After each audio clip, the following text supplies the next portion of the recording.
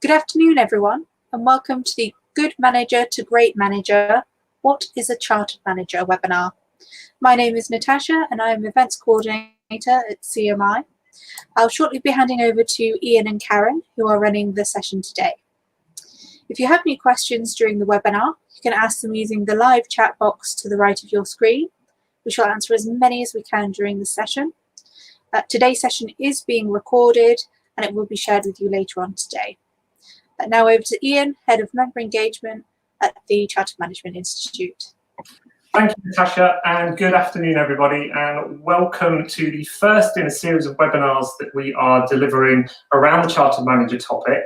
My name is Ian Doherty. I'm the Head of Member Engagement here at CMI, and I have the fantastic job of looking after our forward-facing operations team who deal with all the queries on a day-to-day basis, and also our newly formed innovation team whose role is to look at how we deliver new products and services to ensure we maximise the levels of engagement we have with our members. I'm just going to ask Karen to briefly introduce herself now, and then we'll get started with today's webinar. Thank you, Ian. Good afternoon, everybody. My name is Karen Nichols. I am the Membership Operations Manager at the CMI. In essence, I suppose that means that I'm heading up the team who are dealing with all membership-related enquiries, but also everything to do with Chartered Manager around service and delivery. Excellent. Thank you, Karen. So in today's session, we're going to be looking in a little bit more depth around what a Chartered Manager actually is. We're then going to look at what the eligibility criteria and the different assessment processes looks like, dependent on the qualifications and experience that you hold. And we're then going to start to look at a little bit around why people choose to become chartered and the impact that it actually has on themselves and their organisations, and also on the wider UK economy.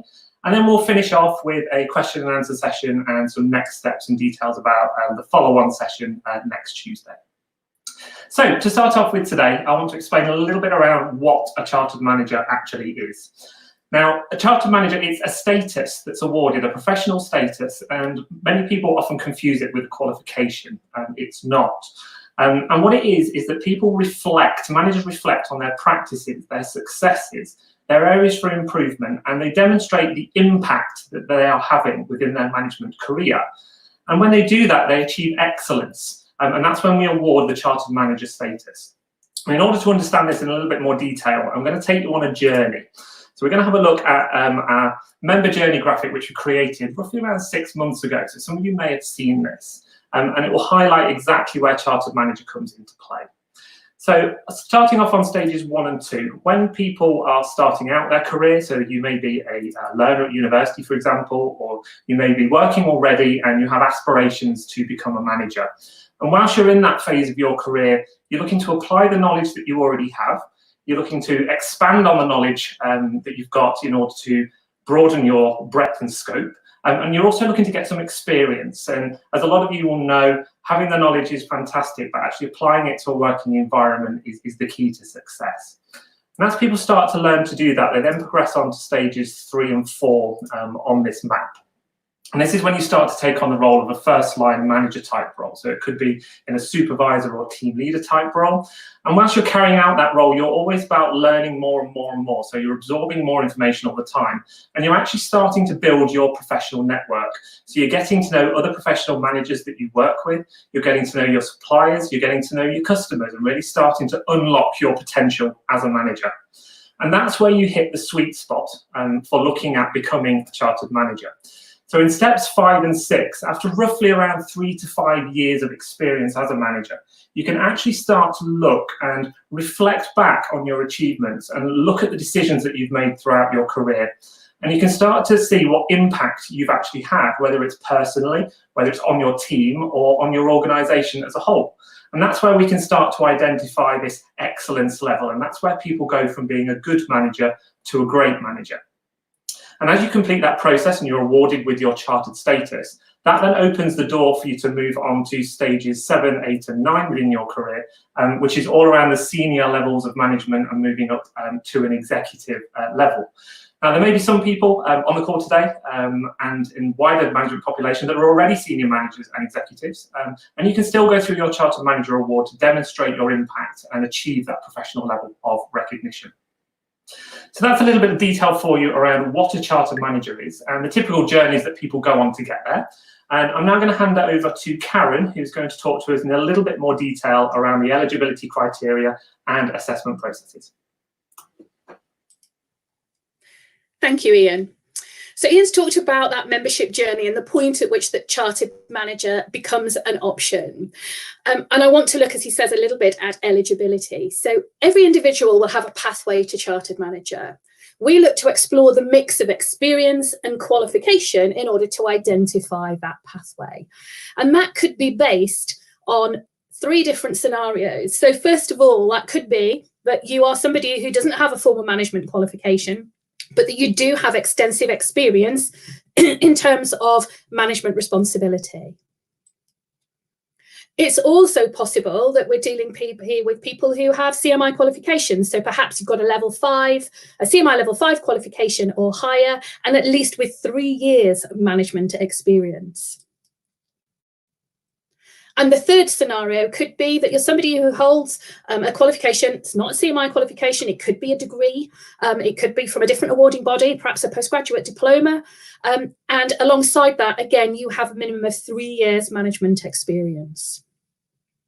So these are the things that we're exploring to understand eligibility and what pathway would be right for you. So if we look at the specifics of those pathways, the first one I want to talk about is what we call our Fasttrack Assessment. It's also been referred to as our exemption route to award. This particular route is open to a very defined audience. So this is available where somebody has completed a specific CMI qualification. So that would be a CMI diploma or extended diploma at level 5 or above. We have a shortened application, hence we call it this Fasttrack Assessment, a shortened application process. It is recognising amount of work, input, and also what's been covered within that CMI qualification that has been completed. So it's recognising where there is relevant information to feed into Chartered Manager to enable that shortened application. The first point for this, the point of registration, we would share the application form with you when you confirm with us that you want to register. And the application form has 4 key questions. They're focusing around, first of all, achievements. So what is it that you have delivered for your business? And what difference have you made to performance or results? And we're asking you to focus on results that have been achieved in the last 18 months. The second question is all about how you went about that. So having identified your achievements, we want you to think now about the learning that you gained through that CMI diploma qualification. How have you applied that learning and applied your skills in order to bring those achievements about? The third question focuses on ethics. So it's very much about what you deliver and how you deliver it, but also that you do it in an ethical way. So there's a question to understand a bit more about what ethics looks like within your role, within the context of your organisation. And that can often be quite personal to each individual. And then the fourth question is all around future CPD. So it's forward-looking. What do you intend or what are you committing to in terms of your future development? At this point in time, what does that look like? What does that plan for development and learning look like for you over the next 12 to 18 months? When you've answered those questions, you submit that application forward to CMI to go through the review and assessment process. I would say at this point, if we find that there's more information needed, we can absolutely come back to an individual to say what it is that we actually want to see in addition. We aren't looking for huge amounts of detail here, but it could be that there's something that you mentioned that we feel is quite key and we want to know a little bit more about. And in that instance, we would ask you to add that clarification, that little additional detail. Once we've got everything required for us to be able to ensure that assessment can be completed, then really we're looking on to the point of confirming the result. And obviously we hope that's going to be confirming that you have been successful and you've been awarded Chartered Manager. For this particular route, because it's a shortened process and a shortened application, typically it can take 1 to 2 weeks to go through. Sometimes it's a little quicker, but overall a relatively swift assessment process. If I move then on to our other assessment options, so it's what we call our full assessment. And there are 2 assessment choices, 2 options that you can choose from in order to move forward on this route. Now, just to confirm eligibility for this particular route, so this would be relevant for somebody who holds a degree level qualification or a qualification that isn't a CMI one, that's degree level management or business focused, and where you have at least 3 years experience. But this is also relevant for anybody who doesn't have, or whose qualification is not management or business focused at degree level. So this could be based entirely on your experience, in which case we're looking for you to have at least 5 years management experience. Again, let me talk about the 2 assessment options. So the first one we call our written option. And again, first point of contact here, it could be you inquire. If you want to know more, you'll have some dealings with my team around understanding what's involved. But the process starts at the point that you ask to register. And when you do that, we share a submission template with you. That template has 6 key questions for you to answer. And there's a logical flow in those questions. They lead one to the next. In this particular instance, we're looking for you to draft detail against those questions. So just to take a quick look at what the questions would cover. Question 1 is all about an introduction. It's an introduction to you. We want to know a bit more about you and your role, where you work, perhaps the nature of your organisation. This is setting the scene for what will follow in the subsequent questions. The second question is all about your achievements. So again, we're coming back to this point of wanting to understand, what have your key achievements been? What results have you delivered? Again, last 18 months, we're talking about recent achievement. What have you delivered for your business and what difference has it made? What the positive results are for the business that have been realised as a result of your actions. It could start with, what are you proud of? So achievements is question 2. We then have questions 3 and 4 are both around skills. So if we think about achievements, they're about the what it is that you've done. Looking at skills, it's about how you have done it. So we focus on 2 particular skill areas. We ask you about how you have led people, and we ask you about how you have managed change. We want you to give context that relates back to the achievements you've identified, so that logical flow between the questions. There's also an element where you're talking about skills where we need to understand how your ethical approach has underpinned what it is that you've delivered and how you've done it. Question 5 then comes back to this reflective piece, which is something that Ian mentioned right at the start when he was talking about the journey and the importance of reflecting on achievement and on what you deliver. So this question, what lessons have you learned? If you think about the achievements that you've delivered, if you think about how you use those skills your skills to bring that about, what went well? What are the things that you would replicate? If you're in a similar situation in the future, what learnings and positive learnings and outcomes are you taking forward with you? But equally, it could be about what didn't go quite so well. What are the things that you would want to avoid if you were in a similar situation in the future? The value of reflection here is really key. Question 6 then is all about future CPD. Again, it's forward focused. What are the next things that you want to do in order to develop your management leadership skills? So what intent do you have there and what are you committing to in terms of your plan? Underpinning these 6 questions, we also ask you to provide a corroborator. That's normally your line manager, somebody that you're reporting into, and it adds a level of validity and enables us to some degree, I suppose, authenticate what you're putting forward in terms of your description within this submission document. When you've captured all of that draft detail, you forward your submission through to us, and we're entering then into this review element. That's all about assessment. So at that point, we assign an assessor who's going to take you forward. They're going to review the detail you've put in writing. They're going to be looking there to see, is there sufficient information to meet the criteria?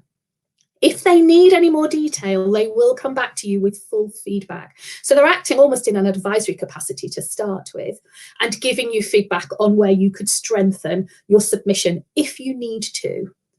Once the assessor is happy and they feel that they've got that detail from you, they've got enough to take things forward, then they'll move to the telephone interview. And this is very much about how they drill down to detail. It's with the same assessor. So you've built that relationship, you've built that rapport. What the assessor has done essentially is look at what you've put in writing, and now through this telephone interview, they're going to look at how you actually own that and how you can drill down and give them more detail and give them additional perspective to your achievements. As a result of the interview, the assessor then will complete all of their assessment paperwork for us at CMI, and they'll put forward their recommendation on whether or not to award Chartered Manager. And that leads us then on to the central CMI team confirming the result through to you. And overall, we're talking about 12 weeks, so 2 to 3 months overall for this particular route, this particular assessment option. The second assessment option here is what we call a professional discussion. And it's very similar to our written route in that when you register that first initial point, we will provide you with a submission template. And it looks very similar as the one for the written option.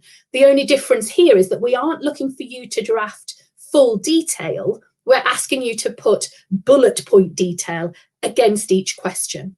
And it's the same set of questions. So it's about an introduction, it's about your achievements, it's about your skills in leading people and managing change, it's about the lessons that you've learned and your future CPD. And again, we ask who can corroborate the claims that you're putting forward. When you provide that bulleted submission through to us, we then will assign to an assessor. And what the assessor is going to do is look to organise a series of telephone calls with you. So the interview is spread over typically 3 to 4 separate calls. What the assessor will do is use that bulleted detail you've provided to steer the conversation. That's what they're working with at this point. So they want to know more about the introduction to you, your background, your role, your organisation. They're going to need to ask you many more questions about your achievements, about what they've delivered. Ultimately, the assessor is going to write up the submission document on your behalf. So they are looking to ensure they're capturing all the detail, and they'll be writing up, again, the assessment paperwork for us and putting forward the recommendation for the result to be confirmed. And again, typically, it's a similar timeline, 2 to 3 months to complete this entire process. It can be done quicker, and in some instances, it might take a little longer, and that is entirely down to how you come through that process. In terms of the choice here, it's entirely up to you which of these two options you would go for. Typically, we find it's either about a preference of a learning style. So some people might well prefer the idea of writing their own submission and having a telephone interview, whereas others might prefer the idea that it's actually all about ongoing dialogue and ongoing discussion. And sometimes we can find that perhaps if you have limited time available, that a professional discussion where it's scheduled telephone calls that are planned into your diary are a little easier to be able to take you forward through this particular process. So I'm now going to hand back to Ian for him to take you through some of the impact of Chartered Manager. Thank you very much, Karen. So before I touch on impact, just so we've been through exactly what a Chartered Manager is and how somebody goes through that journey. We've also looked a little bit around the eligibility criteria and the assessment routes that are available. I think one thing that's really important to reflect on now is the actual impact of this. So why do people choose to do it? And there's 3 areas which I'm going to touch on over the next few minutes. And that's the impact that it has on you as an individual, as a practicing manager, the impact that Chartered Manager has on organisations, and the impact also on the wider economy. And one of the biggest things that managers always tell us is that they struggle with 2 areas, and that is self-awareness and self-confidence. And we conducted a piece of research towards the end of 2019 amongst our Chartered Manager community, and it threw out some really interesting statistics. And a few of these I'm just going to share with you now in terms of that level of impact that Chartered Manager status actually has. So if we start to look at the impact on individuals, and what we start to see here is that 91% of people that have completed the Chartered Manager Award actually say that it increases their self-awareness, and 88% say that it increases their self-confidence. And this is absolutely fantastic, because I'm sure from time to time throughout your careers, and I know I have done in my career so far, suffer from this thing that's called imposter syndrome, where sometimes that you feel, oh, I'm not the right person for this job, or I'm not confident in the decision that I'm making, and it can really hold you back. So by doing this reflective piece through the Chartered Manager assessment, it actually gives you the confidence to say that, yes, I do know what I'm talking about, and yes, I am good at my job, and it gives you that boost of confidence to help you achieve results in your professional life. 81% of people that have completed the Chartered Manager Award also say that their management skills have improved by completing it. And that's really interesting, because as Karen said, it's not a qualification. We're not asking you to learn lots of new theory or anything like that. It's all about reflecting on you as an individual. And by having that levels of increased self-awareness and self-confidence, people's management skills actually improve because they're more aware of what they're doing on a day-to-day basis and how to apply themselves to their roles. And a really interesting one is around the level of competitive advantage that it gives. So 76% of people that completed the award said it does give them that ultimate competitive advantage and that level of professional recognition. And you know nowadays, whenever you see a new job that you like or you're going for a promotion, you can have the fanciest CV on the planet and the nicest covering letter, but what really stands out, makes you stand out from everybody else, and it's the word chartered. And you only have to cross-link with other professions. So if you look at accountants, for example, if you're seeking an accountant for your business or for yourself, you will look for a chartered accountant because you recognise that that sets a certain level of credibility and a certain level of excellence. And it's exactly the same with chartered managers. Companies now are looking for these people who have this level of credibility because they know they're really going to add value to their businesses. And that's what the next level of impact is. It's what does it actually do for organisations? And this is a really key one for me because I'm sure a lot of you will agree, whenever you do a piece of learning, whether it's a course or something like the Chartered Manager piece, it's always about what's the takeaway? What can I apply to my working life that I've learned during this process? And 95% of our chartered managers actually tell us that by going through the process, they can actually take away the skills that they have learned in order to improve and achieve results at their organisations. Whether that's through increased revenue or increased engagement, whatever that looks like, that is a fantastic statistic to have impact as a chartered manager. 81% tell us that they've used the skills that they've learned through this reflective piece of learning to help them lead people and manage change. And I think that's one of the key things that we're in the environment that we're in at the moment. I never thought I would be delivering a webinar from my spare room over the internet on this topic, but it's part of the change that we've had to manage within the team, and I'm sure many of you have faced similar challenges. And the final one on here, which really resonates with me, it's all around people. So Chartered Manager is fantastic for you as an individual, and it's fantastic for financial performance and objectives within businesses. But 78% of people that complete it tell us that it actually has a wider impact on their team. And I really love getting involved with my team and seeing what engagement looks like. And by being more self-aware about how you come across and what leadership style you adopt, it sees things such as increased employee engagement. So you can turn your team into a really, really high-performing team of individuals. And then finally, before we finish off today and go to some question and answer, there's the wider impact of Chartered Manager here on the actual economy itself. And the first statistic here is really interesting. So the research that we carried out shows that the average person that becomes chartered gets roughly around a £13,000 pay rise as a result of becoming chartered throughout their career. Now, what this isn't saying is that Ian at CMI says if you do your Chartered Manager Award with us, you can then go to your line manager and say, please give me £13,000 extra. That's not how this works, unfortunately. What it does evidence, though, is that people that go through this award, they do earn more because of this increased self-awareness and self-confidence that they have. In terms of impact on organisations' revenue, and again, this is a huge statistic, in terms of each chartered manager boosts their company's revenue by £62,000 per year, just as a result of becoming chartered. Again, whether that's through increased self-awareness, making their team more high-performing, and over a 5-year period, that is around £310,000, so way over £250,000 per chartered manager, which is a fantastic achievement. And then on a wider perspective, for those of you that are UK-based, and I know we've got some people joining us from Germany and Doha, so hello to you. On the UK economy, chartered managers contribute just over £22,000 each to the UK economy every year by going through this process. And these are all statistics that we've had verified through our research that we completed at the end of 2019, which is really fantastic to see. So that brings us to the end of what Karen and I would like to talk you through today. We're going to move on now to a short question and answer session, which the lovely Natasha has reappeared to host for us. And I'm going to be relying on Karen's technical expertise here to help us through some of these questions as she lives and breathes this on a daily basis. So over to Natasha to ask some questions. Thank you, Ian and Karen. So we have had a few questions that were submitted prior to today. So I know a lot of them we would have already answered, and some of the more personal questions we will go back to you directly. But overall, Claire has asked, how much does this cost? Which I think is a very useful question. Okay, so if we go back to the route that I described, the assessment options, the fast track, what we call the exemption route to award, current fee for that is £125 plus VAT. And then when we looked at the other two options, so the full assessment split down, if you were to opt to go for the written route option, you'd be looking at £510 plus VAT.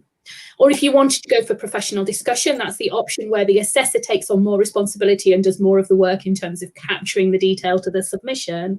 You're looking at £815 plus VAT. That's great. And we've had another good question from Darilla.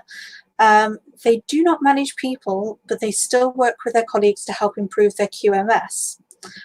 Will this impact on how they achieve their chartership, and will they be able to use a mentor outside of their organisation? Okay, well, let me split that down into two. So the first question, the fact that they don't directly line manage people, that would not prevent anybody coming through this particular process and for the Chartered Award. Where we talk about the application of skills, we very specifically talk about how you lead people, not about how you directly manage them, because we do see a lot of managers come through. I mean, I've seen many in the past who don't have direct line reports, who perhaps have a roving responsibility within their organisation, or they might be working with cross-functional teams where there isn't that kind of direct reporting capacity in place. I've equally seen people who've had multiple line managers, so they're reporting into more than one person, but have nobody reporting into them. And this is to try, our whole process really is about enabling any manager, no matter what their level of responsibility, no matter whether they have a team that they're responsible for or not, could still come through this process. So talking about leading people, quite often it's more about how you influence people. And actually it can show, I suppose, the depth of your skill a little bit more broadly if what you're talking about is influencing people who don't directly fall within your line management remit. The second part, in terms of the question about a mentor, we don't have a specific mentoring platform that links to Chartered Manager, but something I did touch on when I was talking about particularly that full assessment route. When you first look to put your draft submission together and you send it through and we get an assessor involved, that assessor is acting in an advisory capacity initially. They are looking to support you to make sure that the submission template, that the detail you put together is in its strongest possible form. So while it's not a formal mentoring relationship, that advisory capacity is touching on that to some degree. They are there to support you, to help you focus your submission so that it's got all the right detail to look against the assessment criteria. And it's only once they are happy that they've got that detail there that they kind of move into that formal assessment element of the process. I think just to add on that one in terms of the mentoring relationship, CMI members get exclusive access to our online mentoring service. So, if you are looking at somebody either to talk about the Charter Manager assessment process or just wider in terms of mentoring, there's a whole range of members that are on there that offer different areas of expertise that you might want to tap into. So that's something that you could look at if you're looking for something more specific around mentoring. That's great. Thank you, Ian. And we've had another question here. Aaron said that they have a level 3 diploma in leadership and management through CMI. How do they become chartered, and do they need any further qualifications? I think that would perhaps come back to where I was talking about the eligibility element. So to some degree, this would be about, if you think about the journey that Ian described, it's the point at which somebody perhaps would see themselves as a middle manager. At that point, where we talk about eligibility, we would want to understand, do you have either a degree level qualification or equivalent and 3 years management experience? Now, a level 3 diploma would not be that degree level equivalent. So you'd either be looking at further qualification or where you have got more experience so that you could identify you have at least 5 years experience and you're in that middle management role. So it can be experience only, but it's got to be based at the right point when you can prove that you have that in place. That's great, thank you. And our last question, because we are running close to time, is Stuart's asked, what sort of evidence is required to support becoming a chartered manager? We don't look at evidence specifically. So when you're putting your application forward initially, we're asking you to give us anecdotal description, your description of what it is you believe you've achieved, how you've applied your skills, and so on. And I mentioned that we would typically look for corroboration to support that. So rather than saying provide us with evidence documentation that backs up the claims that you're making, well, you're coming through that full assessment, what we actually want to see is a corroborator. And that's somebody who the assessor would contact. So they're given an additional perspective and are able to provide a level of validation to what it is that you do and what you deliver for the business. So we rely on corroboration rather than evidence. That's great, thank you. So that is all the questions we have time for. I'm going to hand over to Ian now, who's going to talk you through the next steps. Thank you very much, Natasha. And as Natasha said earlier, if we didn't get a chance to answer your question during the live session today, we will respond to everybody individually who's submitted something to us, as I know quite a few people did. So in terms of next steps and just finishing up for today, as I mentioned at the beginning, this is the first in a series of webinars that we're doing around the Chartered Manager piece. And Karen and I will be back next Tuesday at the same time, at 1:30, where we're going to look at a depth dive into the actual assessment criteria themselves. So we'll look in depth at the questions that you have to answer. We'll give you some hints and tips from previous candidates and also any pitfalls that people usually fall into that we can help you to avoid.